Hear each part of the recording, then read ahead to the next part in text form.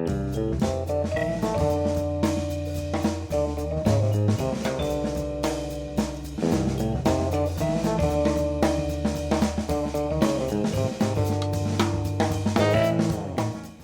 you all for coming out this evening. We're so happy to have you here at our second lecture series for the Huntsville Historic Preservation Commission. We have a good lineup for you tonight. Tonight we have Dave Ely joining us, and he is the chairman of the Historic Preservation Commission. We also have Miss Ashley Vaughn, who's a local Five Points resident, and she's going to be sharing her story on preservation.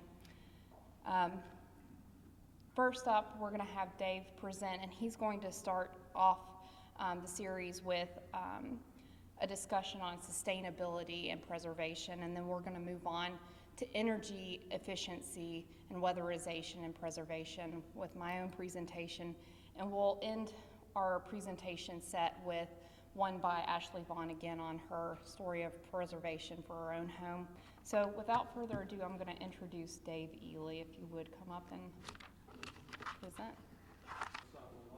I'm going to talk a little bit about sustainability and historic preservation together. I'm not going to get down into the nuts and bolts. I think that Jessica's going to get into that part of it a little bit later. So I'm going to try to stay at, what's it about and what's it do for us. So with that, I kind of struggled with this one if I wasn't going to go into the technical side, because as an architect, I kind of deal with restoring buildings and work with that technical side all the time. But I look at the word sustainability and I think about the ability to be maintained. I think about maintaining ecological balance. When I think about preservation, I'm thinking about preserving our connections to the past and celebrating those. And I think about repurposing historic buildings for a present and current use that we need for today. So that's kind of where I'm headed. There's some organizations out there nationwide that have done a lot of research and things like that, great resources to look at. One of them is Preservation Green Lab. They're out in Seattle. They were established, I think, in early 2009. They do a lot of development of community value for sites, downtowns, things like that. They're looking at the ways that old buildings affect our carbon footprint. They've done a lot of studies in that sense. They're seeking ways to help reduce the demolition of old buildings and promoting their conservation for us. Another one's the Main Street program, which the National Historic Trust has put together, and that's been around for many, many years. I think, in fact, the trust has been here one time to do a short Main Street program a long time ago. They've got a 4-point approach. They're looking to organize your downtown folks, the businesses and so forth. They're looking to promote those businesses and folks and bringing new people into the community. And they help with the design and they help with economic restructuring of what's going on in your downtown area, which is a great program. Auburn, I think, has participated in this in the past, and I think Design Alabama is still around and helps with that too. I guess the big guy in the room is LEED. I think everybody thinks of that quite often when they think of green building and energy sustainability. And that stands for Leadership in Energy and Environmental Design. I kind of think of it as the EPA rating when I go see a new car sticker. How many miles per gallon do I get? LEED is a rating system. It's a scorecard. You get to trade points for things you do on a site, trade points for what you're doing with the mechanical systems you put into the building. You add up all of the points, and if you have so many points, you might get a silver certificate or a gold certificate or a platinum certificate. LEED really doesn't get into historic preservation as much as I'd like to see it. I think they're getting into it, but there's more to come. Now, I've got 5 points here, and I'm not going to make you memorize those here right now, but these are the things that I'd like to go over tonight. And these came from Donovan Rickema. I'm not great at pronouncing his last name, but he's kind of one of his disciples. He has a master's degree in historic preservation from Columbia, and he is a great economic powerhouse when it comes to historic preservation. He's studied the effects of downtowns and bringing buildings back to life. He has studied their life cycle. These are his points, and I'm going to kind of jump into those as we go through here and take them a little bit at a time. And the first one is sustainability and historic preservation. Sustainable development is crucial for economic competitiveness. When we have a good economy, things get fired, things get turned around, things work, everything comes together. And typically the cost associated with restoring a building remain in your community. It's materials and labor. So it comes back to us. And that same guy that's working on your house goes and buys his groceries. He's participating in other aspects of our community. Repairing and rebuilding repairing and rebuilding historic wood windows means that the dollars are spent locally instead of a distant new window factory. Again, that's economic sustainability right here in our part of town. And maintaining as much original fabric as possible, maintaining the character of the historic neighborhood, that's cultural sustainability. And that's also part of sustainable development. We need these old places to know where we've come from. The next theory he has out here, sustainable development has more elements than just environmental responsibility. And that gets into the social and economic side of things too. I mean, you have to have a vital downtown. We've got a picture of one of the art walks here to make our community grow, make people want to come to downtown, helps people want to preserve the buildings. For a community to be vital, there needs to be a link between environmental responsibility and economic responsibility.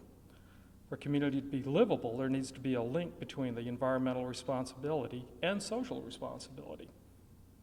For a community to be equitable, there needs to be a link between economic responsibility and social responsibility. Again, make it livable, have mixed income type occupancies and so forth. Heritage tourism. And again, I would say that, the downtown walks, the Green Street Market, the cemetery walk that's coming up this Sunday and so forth. When people come to town for these kinds of things, it's been evaluated, and there's a basic tendency for those visitors to stay longer and spend more money in your town. Property values. They consistently within local historic districts, they appreciate it at a greater rate than the overall market, which is a great thing. And you can see here a few years ago there was a study of the Old Town district, and 13 to 20% higher prices than outside of the district, which is a cool thing. They're also less vulnerable to fluctuations in the market when that comes around. And something else on the economic side is a chart there. That's kind of the past history of the historic, or the Preservation Commission. You can see from 2003 to 2014, the amount of money spent in the historic districts in reworking projects there. It's quite a bit of money. That's an average of about $5 million. And you can see an average of about 2,400 buildings in that time frame. And of the folks that came before the commission having their projects reviewed, about 1,400 a year, and out of those 1,400 a year, maybe 144 average that have been turned down. So I think that's a pretty good track record for the commission. Okay, this is the part I like. Green buildings and sustainable development are not synonyms. There's an environmental responsibility that comes with it.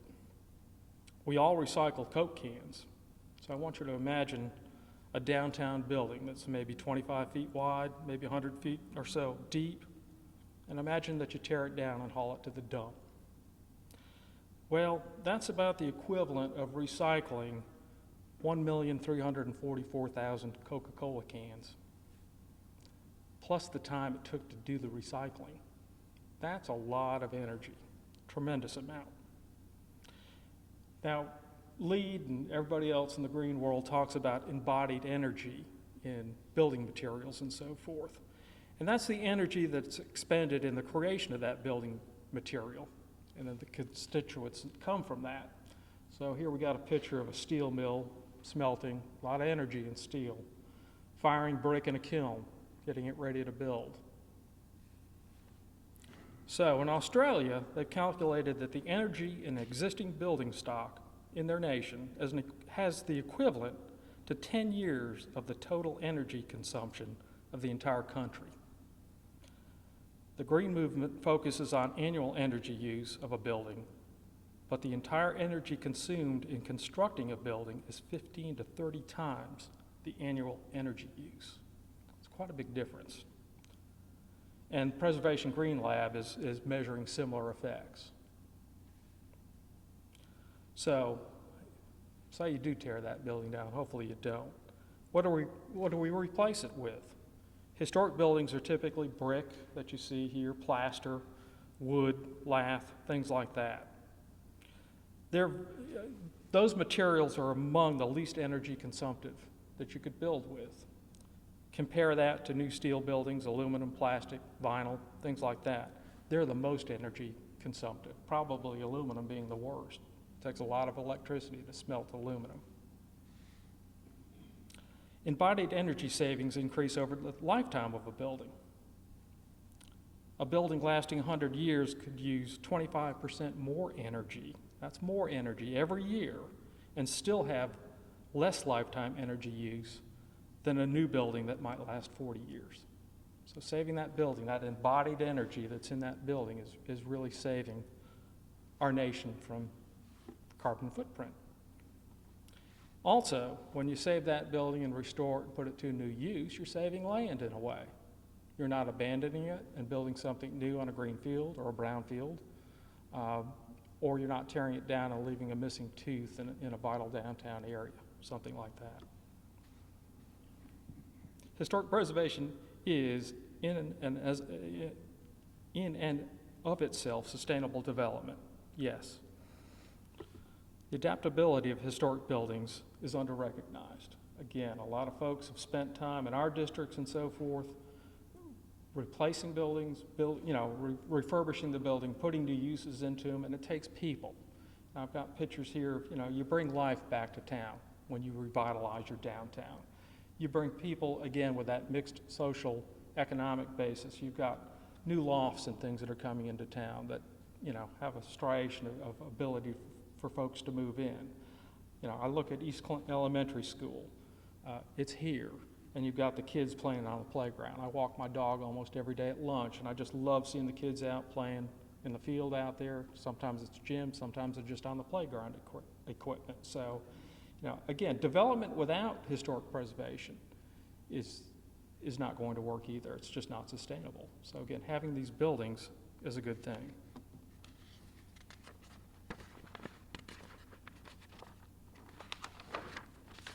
And getting back to saving these, there's development without historic preservation component is not sustainable.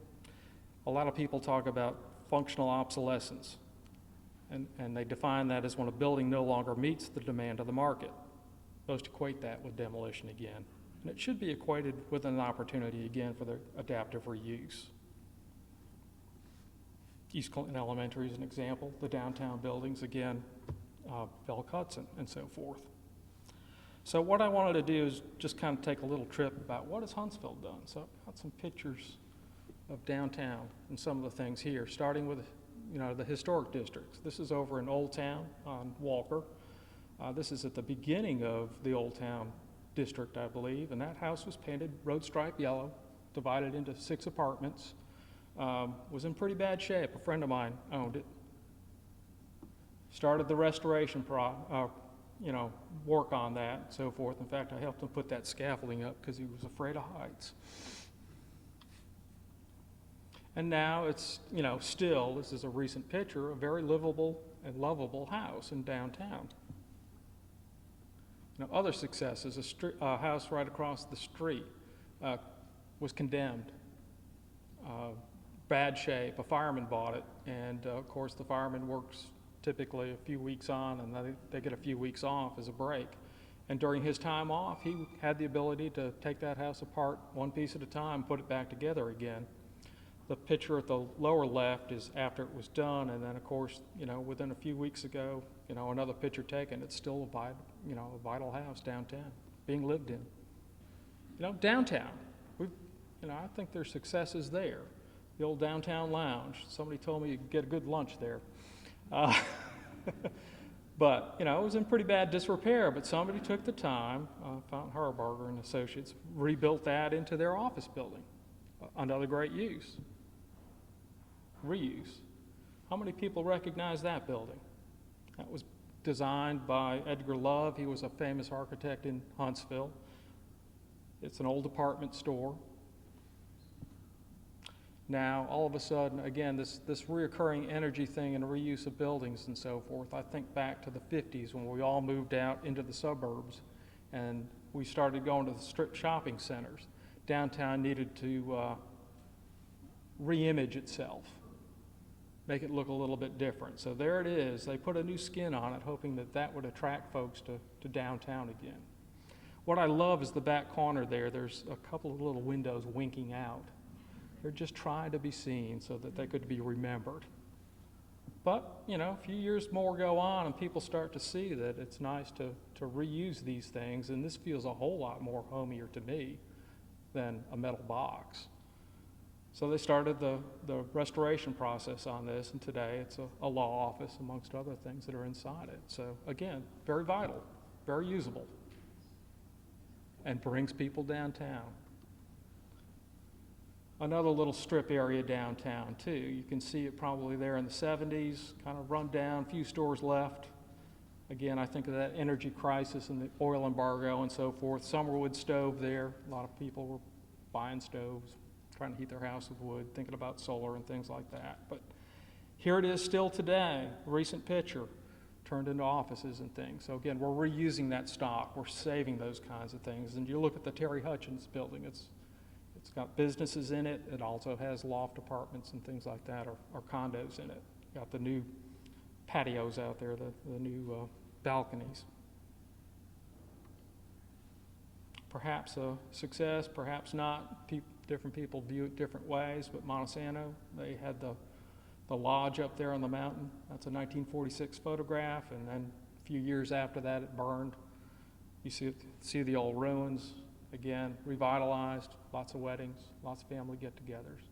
Brings people to town, reuses the old structure.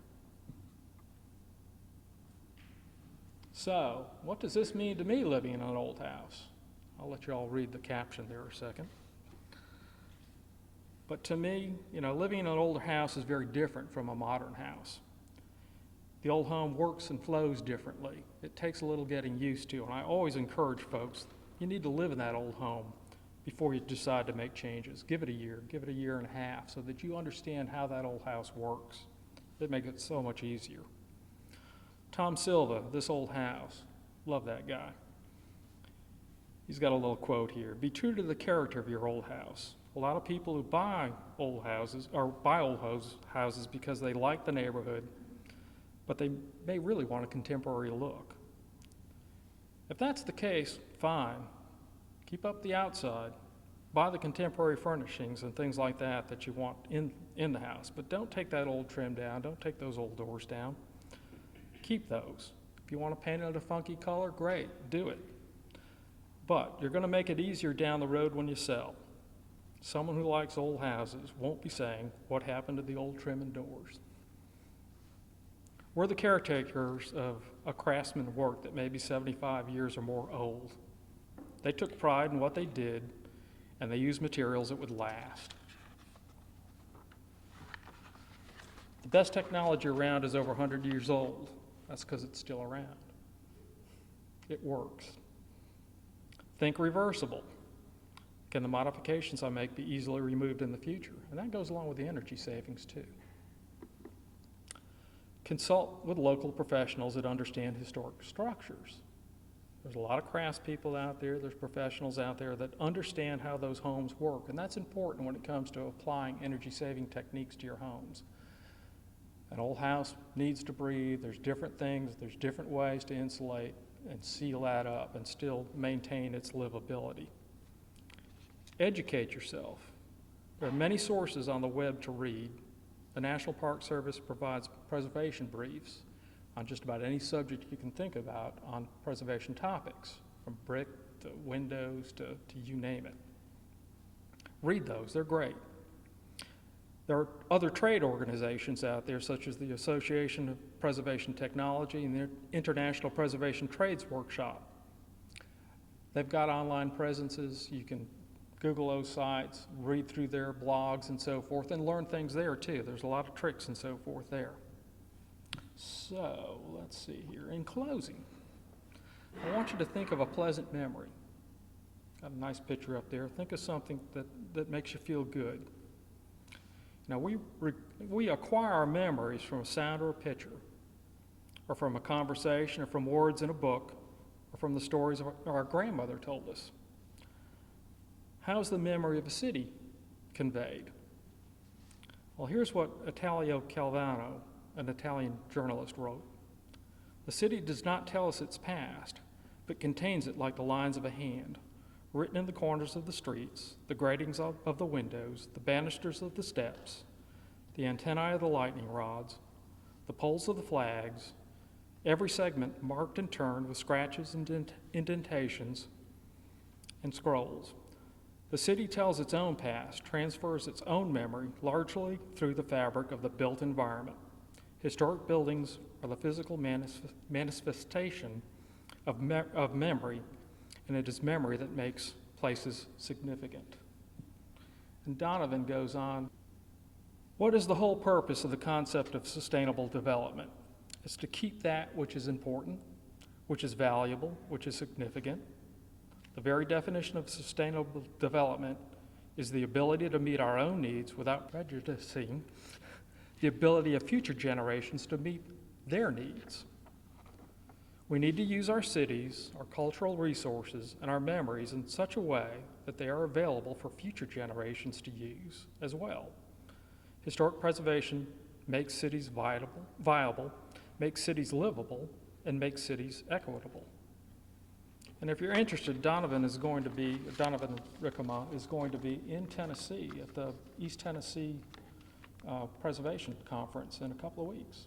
I believe it's October 22nd in Knoxville. I'm going to start my presentation with a couple of PSAs on historic preservation. And I'd like for you to keep these in mind as we go through this presentation. The first is from a study completed by the U.S. Energy Information Administration. And the study shows that residential buildings built before 1950 are roughly 30 to 40% less energy efficient than homes built after the year 2000.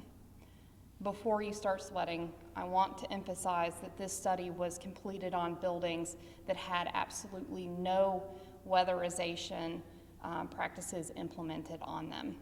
So if you take the right steps to weatherize your historic home, it is not unrealistic to achieve some pretty substantial energy increases or energy saving increases in your historic home. And I will hope to prove this to you a little later in my presentation with an actual case study, a local case study. The other point that I want to emphasize is that any attempt to reach a net zero energy loss in a historic home is an impossibility. There is going to be some energy loss, and any attempt to try to reach that zero goal will be result in the loss of a lot of historic material, which as a preservationist, and I hope as preservation-minded homeowners or property owners, you'll try to avoid. It defeats the purpose of buying an old house kind of in the first place. And the final fact that I'm going to share with you and kind of reiterate and steal it from Dave's presentation, and that is that embodied energy savings increase over the lifetime of a building. And from cradle to grave, a building that is 100 years old could use 25% more energy per year over its lifetime and still use less energy than a new house that is built lasting only 40 years. The key drive between creating a more energy efficient home revolves around weatherization. And whenever I'm talking about weatherization, I'm talking about the implementation of cost-effective measures to make a building's envelope, that's the walls, roof, and foundation more efficient. And when we look at weatherization on a historic building, that has a different connotation and kind of a different set of rules. And those are that when you're implementing those weatherization techniques, that you try to minimally impact the historic structure, the material that's there, and the features that are there. The first step in planning a weatherization of your home or building is to identify key features of the property. Many historic buildings that were built before the advent of central heat and air, or even electricity, were constructed in such a way that they had features that address those concerns of heating, cooling, and lighting space. Many of these features were functional in nature, but they also had an aesthetic side to them as well. And while those features that have become obsolete for their utilitarian purposes, kind of in the modern day times, in many cases, their aesthetic needs are still intact, and it's important to preserve those wherever possible and whenever possible. Prior to the invention of many of these amenities, people harnessed ideas like radiant heat, cross ventilation, and light reflection to heat, cool, and light buildings. Things like central chimneys and end chimneys with fireplaces in each room help to radiate heat throughout the house in the winter months, as well as provide a source of light. Things like wide overhanging eaves, transom windows, exterior or interior, shutter systems, central hallways, and large porches help to block direct sunlight from coming into a building and pull cool breezes through a house, helping to effectively cool it. Thick brick and plaster walls create natural insulation, helping to regulate internal temperatures, and reflective surfaces were used often to disperse light throughout the room. Beyond these ingenious uses of building techniques, many of these features that I've discussed were built to be maintained through the years. Take, for example, a historic wood window.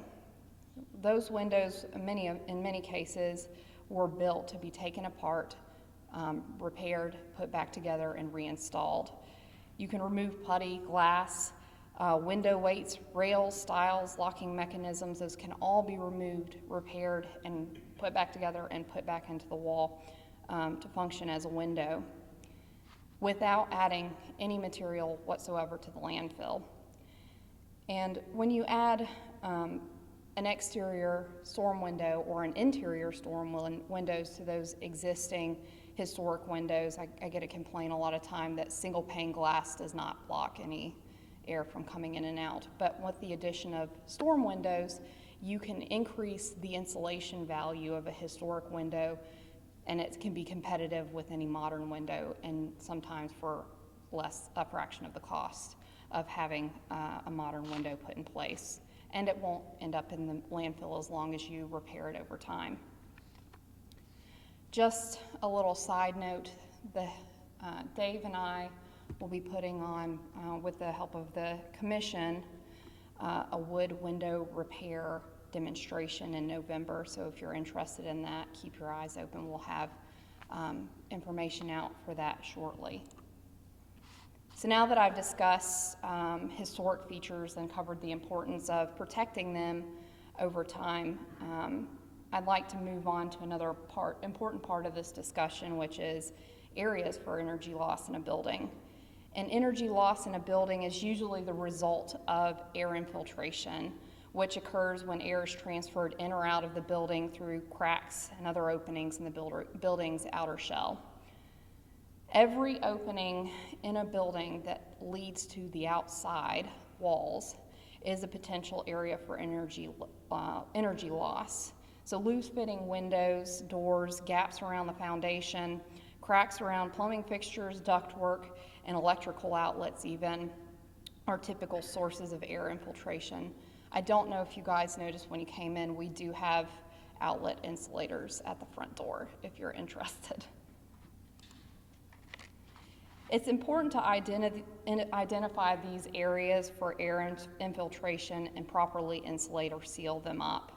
Simple fixes, many of which you can do yourself, include caulking around doors and window frames and other openings, adding exterior or interior storm windows, adding weather stripping around doors and windows, installing outlet insulators, and sealing ductwork are a few means of increasing energy efficiency. While do-it-yourself weatherization methods do have an impact on the energy savings of your home or building, the most effective means of weatherizing a building is to have a professional energy audit performed. Energy audits help to measure the amount of heat loss in various components, including walls, ceilings, floors, doors, windows, and so on. The energy audit process usually entails a visual inspection, a building envelope and mechanical system, a blower door test, which you can see here, and infrared thermology. Audits allow professionals to diagnose specific areas of deficiency within a building and its mechanical system, and then make recommendations for best practices to repair those issues. The information gathered can also be put into a plan, a weatherization plan, so you can address those concerns over time so they don't kind of hit you all at once. Professional energy audits typically fall into the $300 to $500 cost range, although some local governments and utility companies will cut costs or cover the cost of those energy surveys. Huntsville Utilities provides free online home efficiency surveys, as well as an on-site energy survey for a one-time fee of $50. And we do have someone from that could give you more information on the Huntsville Utilities program here tonight. Other incentives for implementing weatherization upgrades include the Tennessee Valley Authority's Energy Right Rebate Program. And they have rebates on air sealing, attic insulation, duct sealing, heating and cooling upgrades, water heater upgrades, and door and window upgrades, and they're all available through that particular program. It's also important to remember that while these are great programs for energy savings, they aren't necessarily geared towards the preservation of a historic building.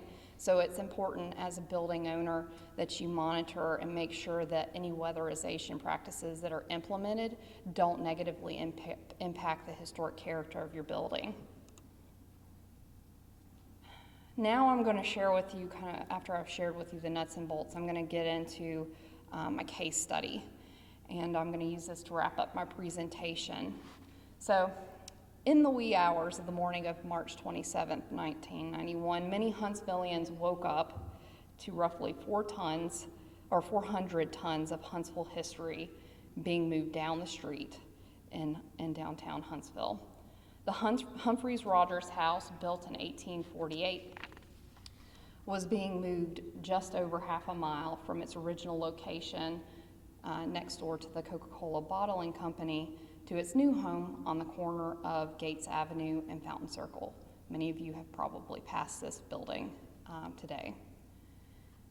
The impetus behind saving this historic building, you may ask, it started with a group of community members, a passionate group, and might I say, very determined group of community members that sparked a grassroots movement to save a piece of Huntsville history. In an article entitled Double Jeopardy, the circa 1848 Humphreys-Rogers house, the late Harvey Jones identifies two perils that this building faced in its lifetime. The first occurred in 1971 when the Vaughn Braun Center was constructed across the street from the building, which at the time stood vacant and in a state of disrepair. Many community members feared that it would be soon demolished, so they rallied around this building to save it and allied themselves with the Coca-Cola bottling company to preserve it. And for more than 20 years, this building served as the Coca-Cola's reception area. The second peril came in 1990 when Coca-Cola Bottling Company made plans to expand its facilities and demolish the building. Within a matter of months, the the Historic Huntsville Foundation and more community members rallied to save it once again. And thanks to the dedication of those people, that group of people, the Humphreys-Rogers house, still stands in use today. I'm telling you this story because I want to underscore the importance of community-driven preservation, as well as to highlight the monumental effort that our particular community put forward to save this treasure. Rather than demolishing this building and putting it into a landfill, the house now serves a purpose for the community. But as Harvey Jones stated in that same article, once a building is saved, you can't relax. Preservation is a continual effort, and now that this particular historic building is saved, we have to take the next steps to make long-term preservation of the property key. And part of making it a viable building for the city is to ensure that it's functioning efficiently. This past summer, Global Ties Alabama, which is the tenant of Humphreys-Rogers house, had a professional energy audit completed by Nexus Energy Center. A visual inspection showed a range of energy issues, including drafty doors and windows, 2 leaky chimneys, a poor attic insulation, and as well as some other issues. While the blower door tests revealed that the Humphreys-Rogers house was experiencing twice the amount of energy loss that a modern home would.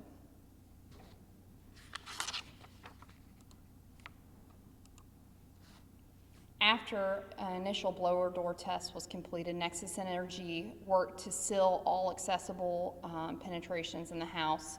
It added new insulation into the attic, installed weather stripping around the doors and windows, inserted chimney balloons to prevent air leakage, and installed a vapor barrier in the crawl space. And the end result was 32% decrease in energy loss. These are just the beginning stages of this particular weatherization project. Future repair work include the repair of damaged doors and windows, keeping the original historic windows intact, and the addition of exterior storm windows, among other improvements. Many of these will be completed over the next few months as grant funding is received. So this project, to me, just goes to show that if you can move 400 tons of a building across town and have it still serve a purpose, and then increase the energy efficiency, why can't you do that on your own historic buildings and homes? It's within the realm of possibility. Preservation and sustainability go hand in hand. They can't be divorced from one another. And they work to make a historic building a livable space that will stand for years to come. So before I end my presentation, I'm going to leave you with one last Harvey insight. And this one, I think, really underscores what we're doing here this evening. And that is that, why do we work so hard to save all of these old buildings anyhow? The answer goes much deeper than they are attractive, and we can't afford that kind of design, workmanship, and material anymore. To find the answer, all you have to do is go to a recently built subdivision. The new houses may be all very nice, but there's no there. As Gertrude Stein once said, old buildings and streets are a part of our moorings, our roots in life. They help us to understand who we are, how we got here, and where we may go from here. Historic architecture is therefore important to even those who proclaim no interest in history or historic places, for everyone is concerned with who they are and where they might go in life. Thank you.